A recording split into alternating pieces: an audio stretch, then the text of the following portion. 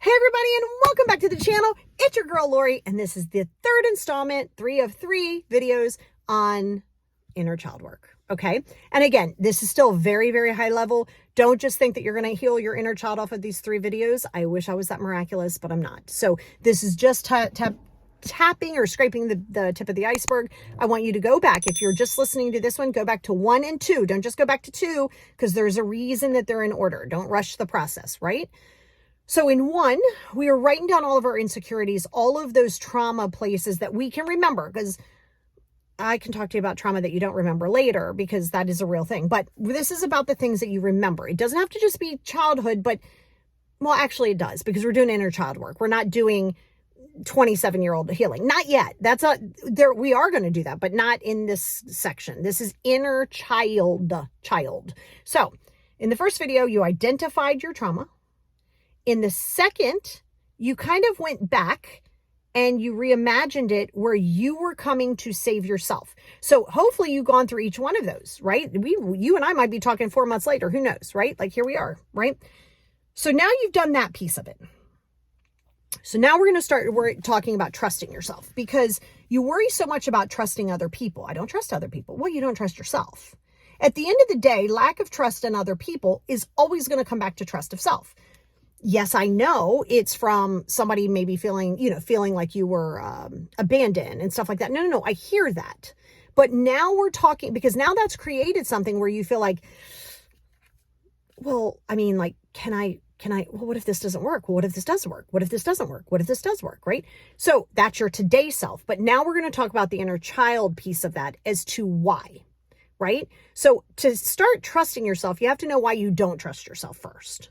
And why you don't trust yourself is because, see, now you can think of it in your adult self and be like, I don't trust myself, because you can formulate the words, you got it up here in your frontal cortex, you realize what's happening, all of those things, right?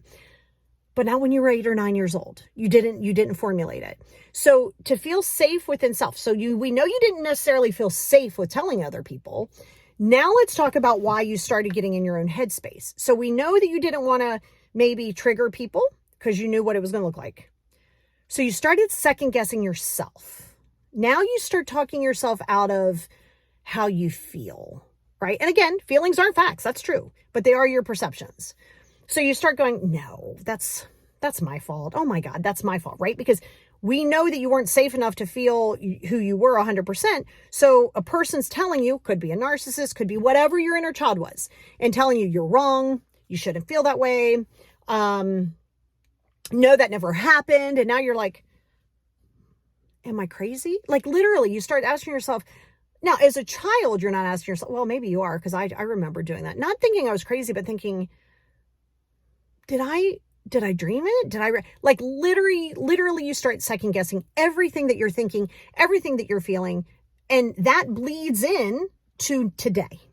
Right? So now you're like, well, am I doing this right? Am I doing that right? Well, what if I make this move? What if I don't make this move? Of course you're afraid to fail, because that's why you have to get into accepting the failure. You're afraid to fail because you know that if you did in the past, whatever you deem failure was, you were either going to get it handed to you, or you were told that what you're feeling is wrong. Your feelings don't matter, which, I mean, in the sense of thing, they matter to you. They're not always going to matter to everybody else, but they don't have to display that to you. Right?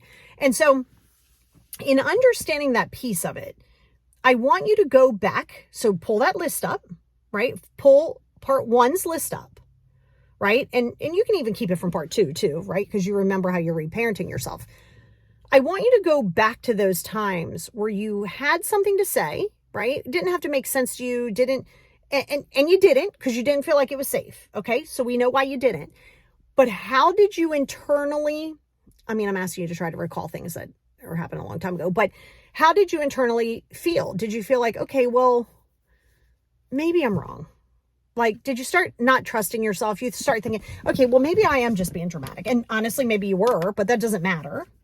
Maybe I am being dramatic. Maybe I was seeing it wrong. Well, if I did this, what if I make the wrong decision? Well, I don't want to get in trouble, and I don't even want to say anything. So now you start second guessing yourself, how you're feeling, what you're thinking.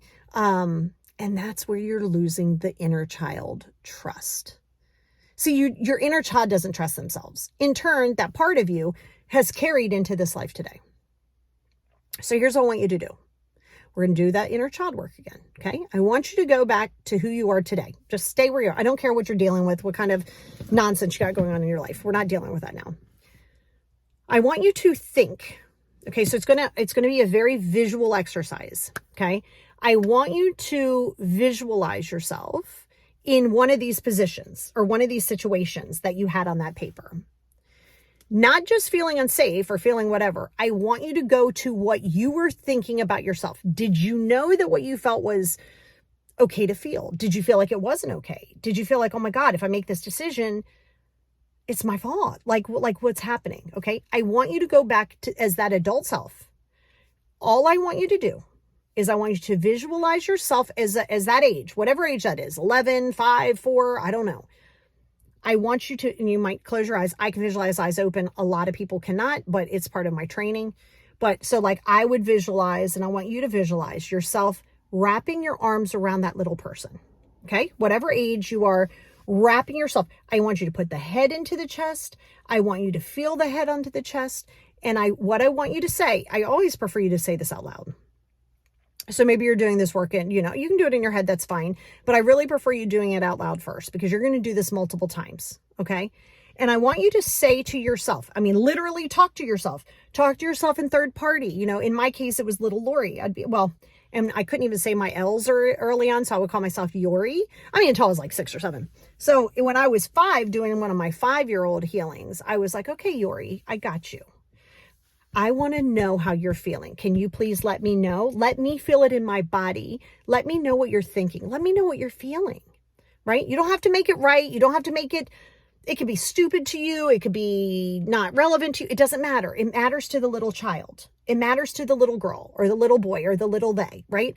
And that's what it matters to. So as you're holding it, I want you to let that child feel based on not just some random thing, based on one of those situations.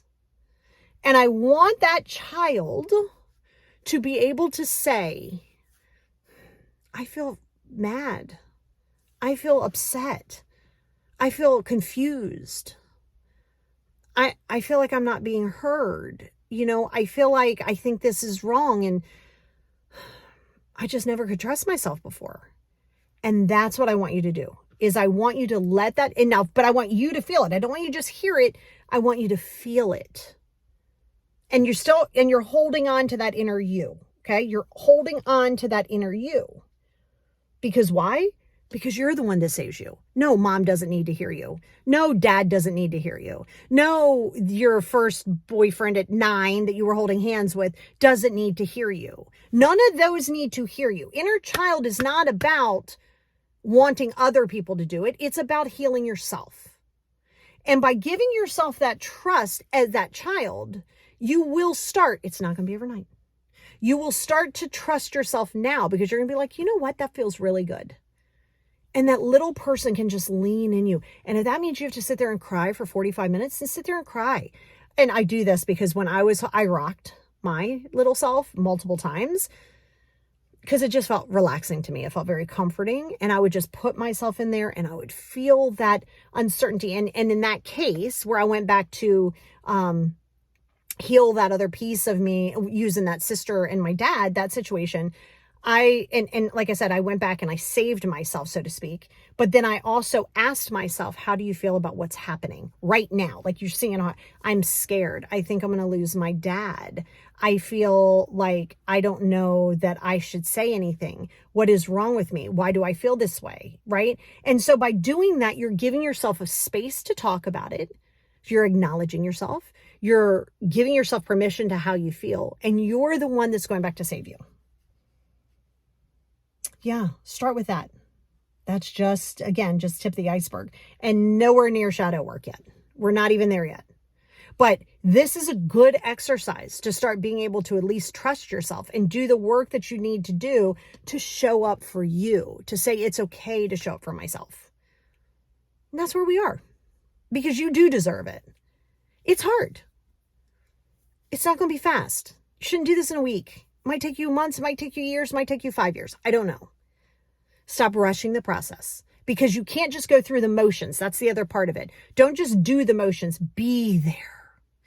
What's the weather feel like? Just be there with the person. Don't worry about the chaos. What's it feel like to hold on to the self? What does it feel like to retrieve that abandoned child? Those are the questions you got to ask yourself.